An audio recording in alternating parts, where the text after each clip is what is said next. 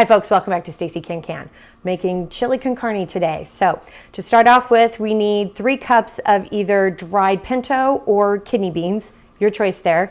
You're gonna need 5.5 cups of water, 5 teaspoons of salt. You need 3 pounds of ground beef and 1.5, I'm reading my instructions here, 1.5 cups of chopped onion, a cup of chopped peppers if you want. I just used 1 jalapeno pepper because they're super hot, and I don't particularly love bell peppers.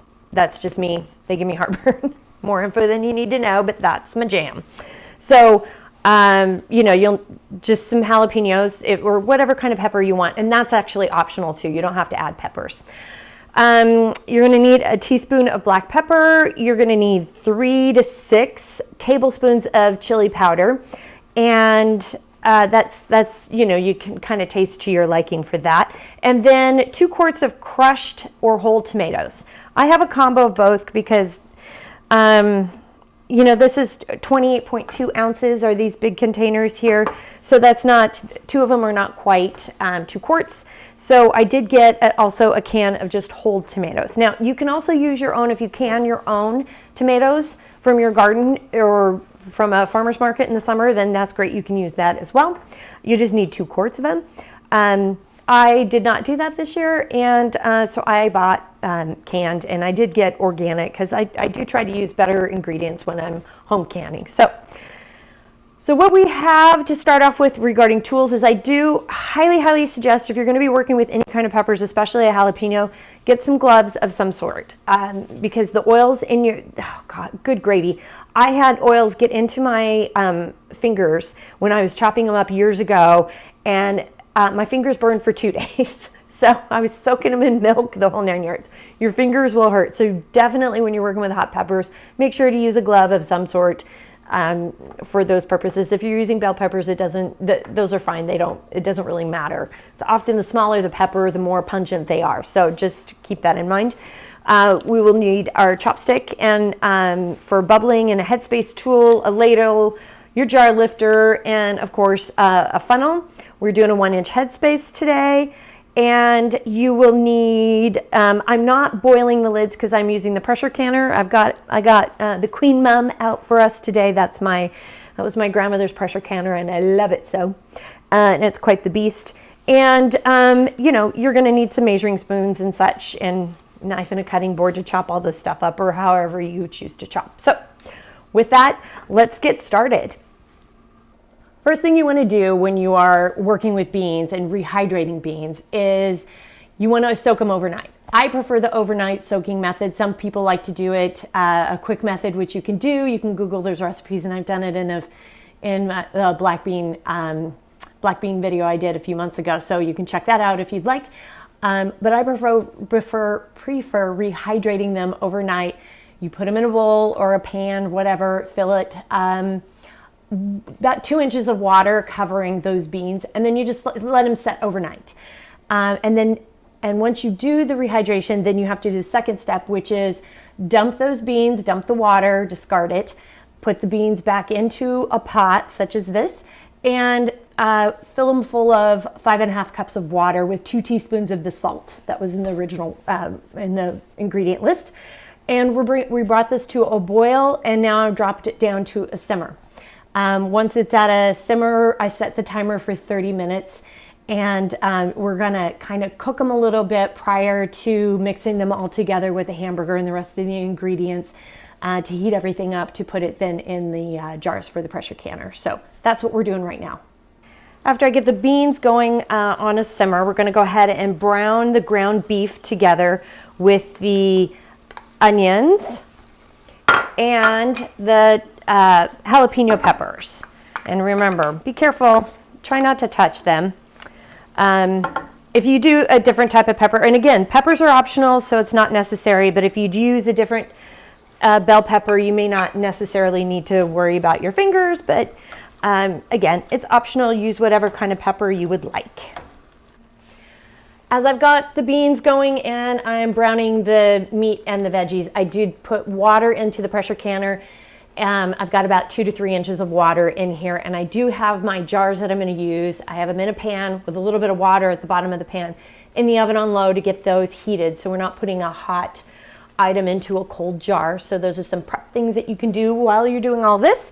And then also I will be adding a couple of tablespoons of vinegar into the canner just because it makes it smell a little bit nicer and keeps it a little bit cleaner as you go. The ground beef mixture is done, so now we need to strain the fat.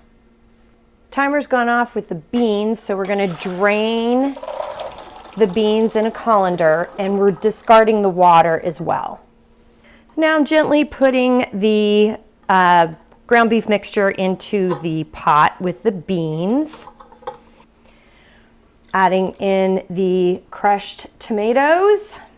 Our chili powder, I put in about, it's almost 6 tablespoons because we like it spicy. Here's some pepper, the teaspoon of pepper, and the 3 teaspoons of salt. And we're going to gently mix this together and get it to a simmer. Got this all mixed in together, and I've set the timer for 5 minutes, so we're going to give it a good simmer. I've pulled the jars out of the oven so they are nice and warm. I am using this funnel, which has got a good 1-inch headspace here because that's what we're doing.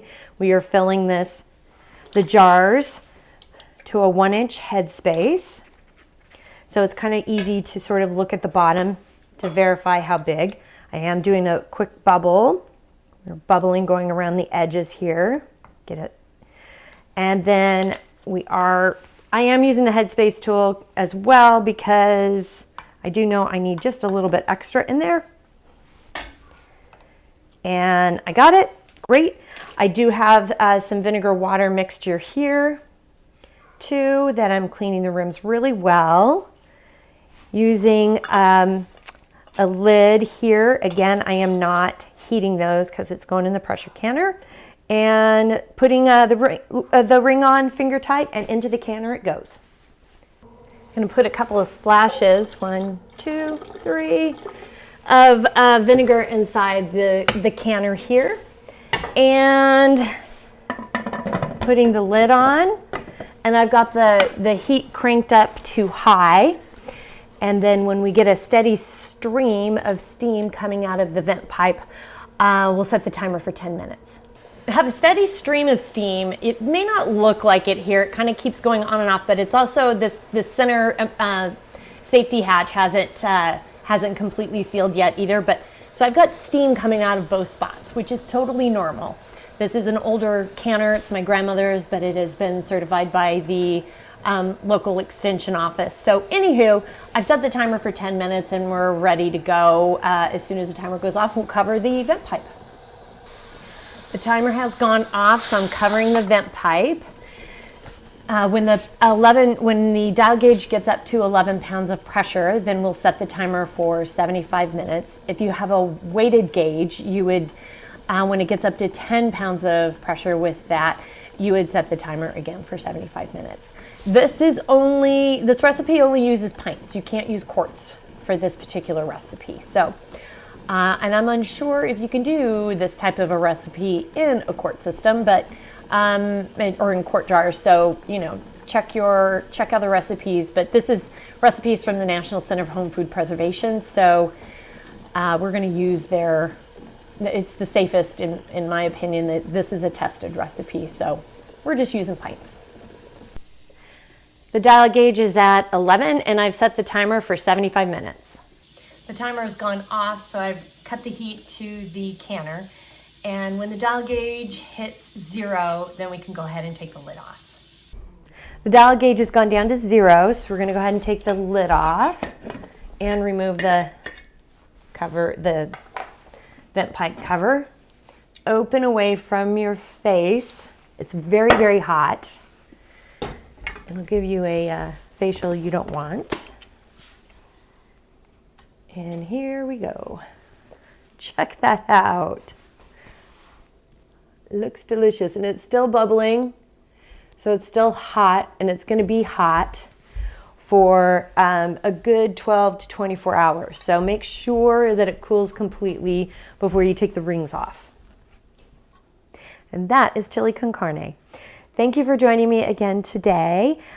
Please like and subscribe below, and the recipe is below. It's through the National Center for Home Food Preservation site. This is a very time and tested recipe, so it's a great one to use if you haven't canned meats or soups and such before. So if you have any questions, by all means reach out to me. I'm on Facebook at Stacey Can Can. My Instagram and TikTok is at Stacey Can Can. Website is www.staceycancan.com, and email is info@staceycancan.com. Thanks again for joining me, and until next time, happy canning.